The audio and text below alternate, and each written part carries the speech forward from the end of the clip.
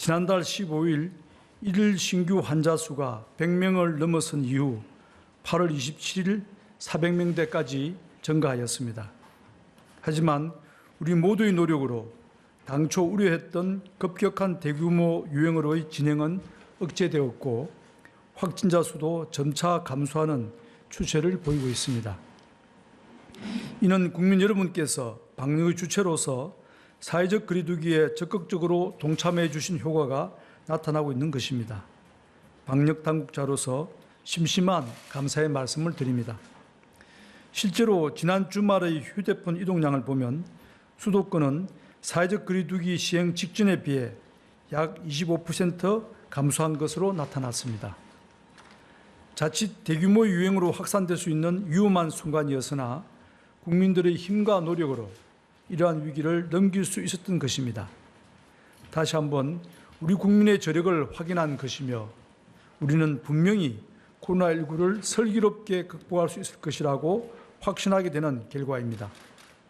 하지만 아직 안심하기에는 이릅니다. 수도권의 신규 환자 수는 여전히 20여일째 세 자릿수를 기록하고 있고 수도권 외 지역에서도 확산이 지속되고 있습니다. 감염 양상에 있어서도 음식점, 카페, 실내 체육시설, 소모임 등 일상생활과 밀접한 곳곳에서 집단 감염이 연쇄적으로 발생하고 있습니다. 최근 2주간 발생한 환자들 가운데 감염 경로를 확인하지 못한 비율도 20%를 넘어 방역망의 통제력이 약해져 있는 상황입니다. 치명률이 높은 중증 환자 수도 계속 증가하고 있어 우리 의료 시스템이 효과적으로 대응하는 데 어려움이 커지고 있습니다.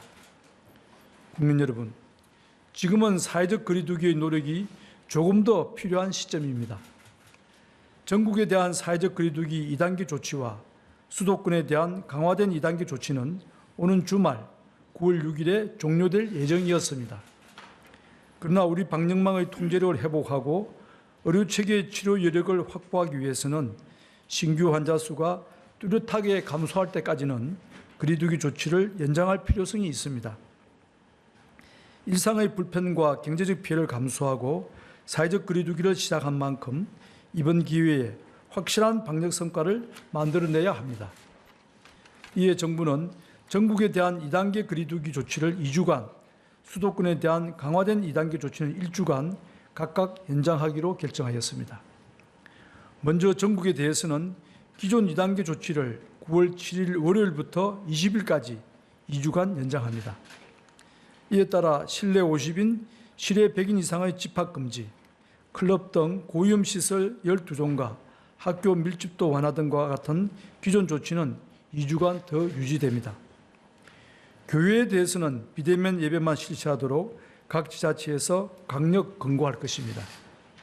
수도권에 대해서는 기존 강화된 2단계 조치를 1주간 연장하되 일부 조치를 더욱 강화하기로 하였습니다.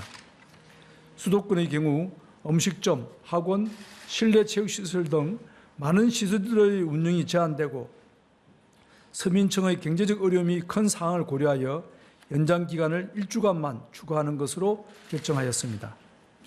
일반 음식점 등은 야간 시간대에, 프랜차이즈 카페는 모든 시간대에 포장과 배달만 허용하는 등의 기존의 조치는 계속 유지됩니다. 이에 더해서 포장과 배달만 허용하는 카페의 범위를 프랜차이즈형 제과 제빵점과 아이스크림점까지 확대합니다. 다수 사람들이 장시간 밀집한 특성이 카페와 유사하다는 의견을 반영한 결과입니다.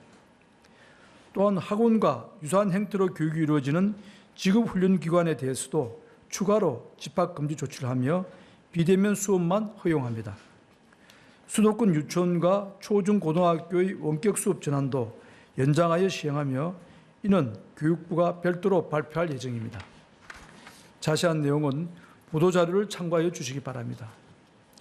이러한 조치는 9월 7일 월요일 0시부터 적용되어 전국의 거리두기 2단계 조치는 9월 20일까지, 수도권의 강화된 2단계 조치는 9월 13일까지 이어집니다. 이 기간 동안 우리 방역과 의료체계가 감당 가능한 수준으로 환자 발생의 감소가 이루어진다면 이후에는 단계를 하향 조정할 계획입니다.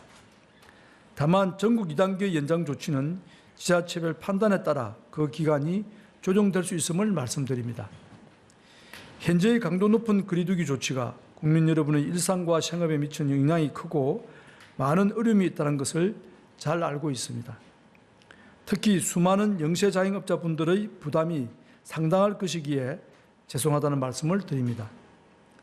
이번 조치는 방역적으로 필요하지만 커다란 사회적 비용을 감내하면서까지 선택한 어려운 결정이었으며 그런 만큼 반드시 성공적인 결과를 만들어내야 합니다. 거리두기 기간이 길어지면서 국민 여러분들께서도 지치고 힘드실 것이라고 생각합니다. 하지만 최근의 코로나19 감소세에서 나타나듯이 우리의 노력은 반드시 좋은 결과로 돌아올 것입니다. 지치고 힘든 시기일수록 우리 모두를 위하여 희생하고 헌신하는 서로의 노력을 기억해 주시기 바랍니다. 특히 수도권의 주민들께서는 일주간만 더 외출과 모임을 삼가해 주시고 사람과의 접촉을 최소화해 주시기 바랍니다.